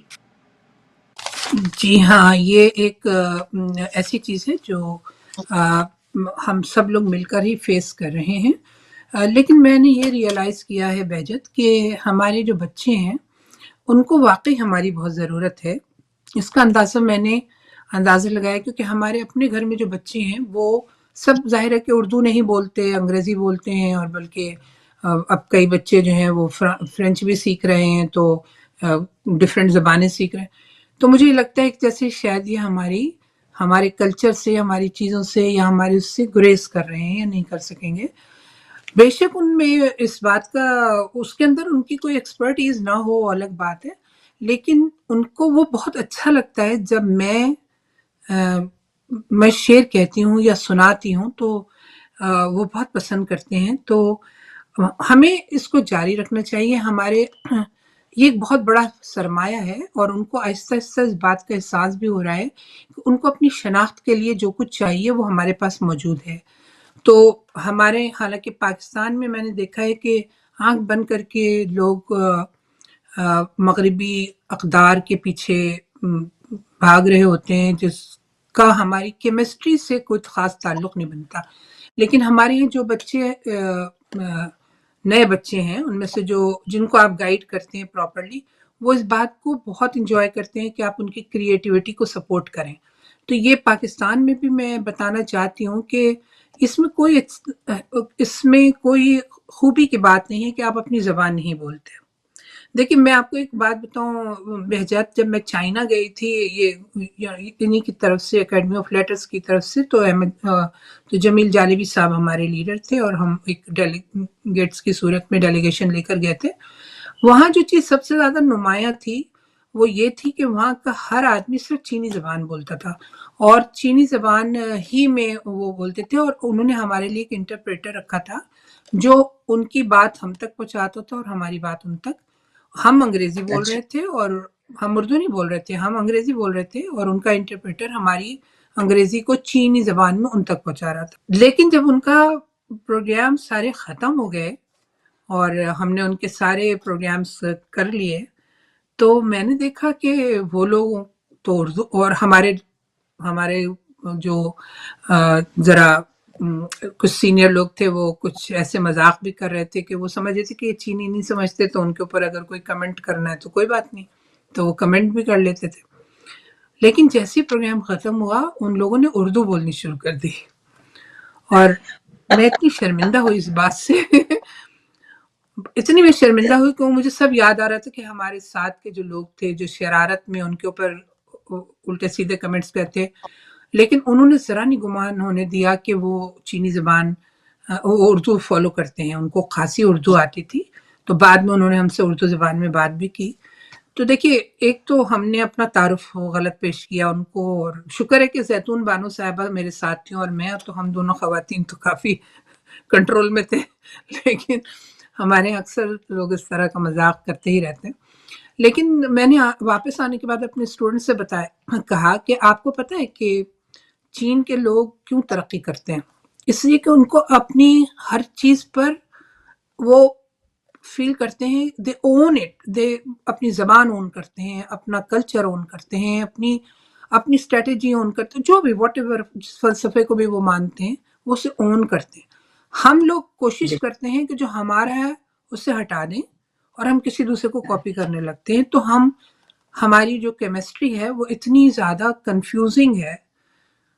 میں نے کہا زبان پر، اپنی زبان آپ کا بہت قیمتی ورثہ ہے، آپ کے پاس بہت بڑی ہسٹری ہے، بہت بڑی تہذیب ہے، بہت بڑا سرمایہ ہے. آپ اسے اون کریں گے تبھی آپ اپنی تہذیب میں، اپنے کلچر میں، اپنی زبان میں آپ کے قدم گڑے ہوئے ہوں گے. پھر چاہے آپ اپنی شاخیں کہیں کہیں بھی نکالیں، مطلب آپ کی گروتھ جو ہے وہ آپ کی اپنی شناخت سے طے ہوگی. تو یہ ہمارے ہاں بہت کمی ہے، اور میں جا کے کوشش کرتی ہوں کہ میں کوئی ذہنی رویوں میں کوئی تبدیلی لا سکوں. اس کے لیے مجھے خود ہی اسٹرگل کرنی پڑتی ہے. لیکن میں اتنی مایوس نہیں ہوں بہجت. میرے اپنی فیملی کے بچوں کو دیکھتی ہوں، لڑکیوں کو دیکھتی ہوں، لڑکوں کو دیکھتی ہوں کہ وہ ان سب ایکٹیویٹیز کو جیسے میں بھی کرتی ہوں تو وہ بہت آئیڈیلائز کرتے ہیں، اور وہ کہتے ہیں کہ ہمیں بھی سکھائیں، ہمیں بھی بتائیں. تو اب وہ چاہے جس شکل میں بھی آئندہ زمانوں میں آئے گی. دیکھیں نا، اردو میں بھی بہترین کام جو ہے اردو زبان پر اور اردو کی ہسٹری پر بھی انگریزی میں بھی ہو رہا ہے. ٹھیک ہے، تو یعنی کہ ریسرچز لرننگ کے ساتھ ساتھ ٹیکنالوجی کے ساتھ ساتھ میں اب پاکستانی بچوں کو بھی کہوں گی، ہمارے پاکستان میں بہت ٹیلنٹ ہے بہجت، آپ یقین کریں میں وہاں رہتی ہوں، مجھے اتنا دکھ ہوتا ہے اس دیکھ کر کہ ہمارے بچوں کا ٹیلنٹ ضائع ہو رہا ہے، کیونکہ آپ نے ان کو ایک بہت ہی کنفیوزڈ نظام تعلیم دیا ہوا ہے، بہت ہی کنفیوزڈ. تو میں ایجوکیشن میں اتنے سال رہی، میں نے ہمیشہ یہاں سے جانے کے بعد ان کو یہی بات بتائی کہ آپ میں کوئی کمی نہیں ہے، صرف آپ کو صحیح محنت کرنی ہے اور آپ کو گائیڈ لائن ملنی چاہیے، اور بڑوں کا اس میں رول کبھی ختم نہیں ہوگا. تو بہرحال بالکل یہ صحیح. میرا ایک بیوٹیفل. میں نے یہ میرے پاس سوال لکھا ہوا تھا آپ سے، چونکہ ایجوکیشنسٹ کی میں نے بات کی، آپ ظاہر تعلیم کے شعبے سے وابستہ ہیں، کہ آج اگر حکومت آپ سے کہے کہ اردو کے فروغ کے لیے یا تعلیم کو بہتر بنانے کے لیے کوئی مشورہ آپ سے چاہے، تو 3 فوری اقدامات ایسے کیا ہوں گے جن کا آپ مشورہ دیں گے؟ پہلے تو میں کہوں گی کہ نصابی جو نصاب ہے اس کو مرتب کرتے وقت ایسی چیزیں جی. شامل کی جائیں جن کے اندر پازیٹیو اپروچ ہو اور جس میں تنگ نظری نہ ہو، جس کے اندر کوئی نفاق نہ ہو. اور چونکہ آنے والا زمانہ جو ہے سائنس اور ٹیکنالوجی، علم و دانش کا زمانہ ہے، تو ہم اپنے بچوں کو کچھ اس طرف لے جائیں کہ وہ فرسودگی کا شکار رہے ہیں یا کوئی اس طرح کی چیزیں. تو میرا خیال ہے کہ ان کا ذہن تیار کرنے کے لیے، اور سب سے اچھی تعلیم وہی ہوتی ہے جو اپنی زبان میں بھی حاصل کی جائے، چاہے وہ اردو ہو یا دوسری زبانیں بھی، ہماری قومی زبانیں جو ہیں ان میں بھی جس طرح کا نصاب تیار کیا جائے اس کے اندر ہر قسم کے تعصبات سے بالاتر ہو کے بیسک مقصد جو ہے وہ ایجوکیٹ کرنا ہو. صحیح. اور اس کے علاوہ خود اپنی زبان کے لیے بہت اس میں انریچمنٹ آئے گی اگر آپ اس میں نئے مٹیریل شامل کریں گے اور نئے سلیقے سے اس کو ترتیب دیں گے. تو ہمارے یہاں چھوٹی چھوٹی ریزرویشنز رکھ لی جاتی ہیں، مگر اب تو آپ نے دیکھا نا کہ علم کی دنیا ہے، تو آپ کہیں سے بھی وہ پردہ کھلے گا اور پتہ چل جائے گا کہ بھئی آپ یہ صحیح رخ یہ ہے یا صحیح چیز یہ ہے، تو اس طرف لانا چاہیے. دوسرے سائنس اور ٹیکنالوجی کی ایجوکیشن بہت ضروری ہے نئے زمانے کے لیے. اور دوسری بات یہ ہے کہ جو اساتذہ ہیں ان کا معیار بڑھانا پڑے گا. اساتذہ کو بھی بغیر تربیت اور بغیر معیار کے جب متعین کر لیا جاتا ہے تو میں سمجھتی ہوں کہ اس کا بہت نقصان بہت لمبے عرصے تک وہ چلتا رہتا ہے. تو یہ چیزیں، مگر ایسا کوئی پالیسی، ایسا کوئی منصوبہ بنانا تو آسان ہے، لیکن اس کی امپلیمنٹیشن کرنا کافی چیلنجنگ ہو جاتا ہے. تو اصل وہی جتنے ہوتی ہے. ہم دیکھیں ہمارے جیسے میں اپنے اسکول کی، میں نے آپ سے بات کی تھی نا کہ وہاں سب پڑھے لکھے روشن خیال لوگوں کو مدعو کیا جاتا تھا، اور بغیر کسی اجرت کے، بغیر کسی ذاتی منفعت کے وہ ہماری تربیت میں حصہ لیتے تھے.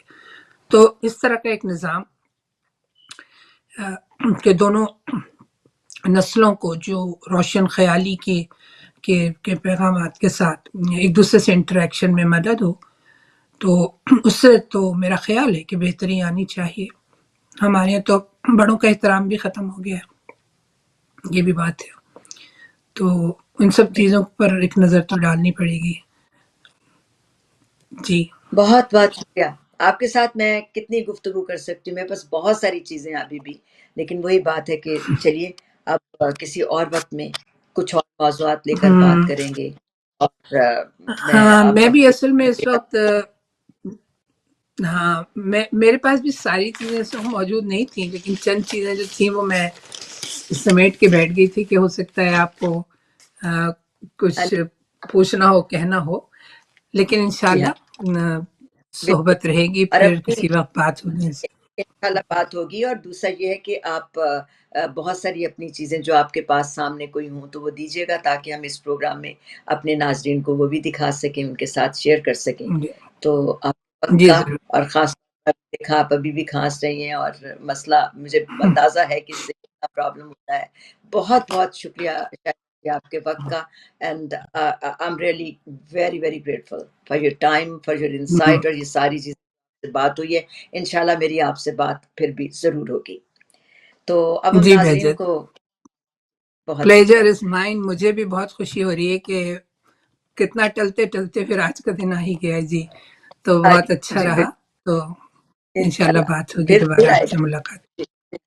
بالکل بات ہوگی، اوکے بالکل. اور ہم سننے والوں کو آپ کی مزید جو سوچ ہے اور بہت جو پازیٹیو آپ کی جسے کہنا چاہیے ایک انداز زندگی ہے، اس کے بارے میں ہم مزید بات ضرور کریں گے.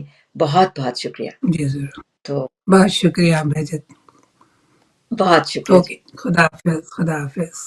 اب ہم سوچتے ہیں کہ جب آنے والی نسلیں شاہدہ حسن کو یاد کریں تو آپ چاہیں گی کہ وہ آپ کو کس حوالے سے یاد رکھیں؟ کبھی ایک شاعرہ، ایک استاد، ایک مترجم، یا ایک ایسی خاتون جنہوں نے لفظوں کے ذریعے معاشرے کا ضمیر جگا دی.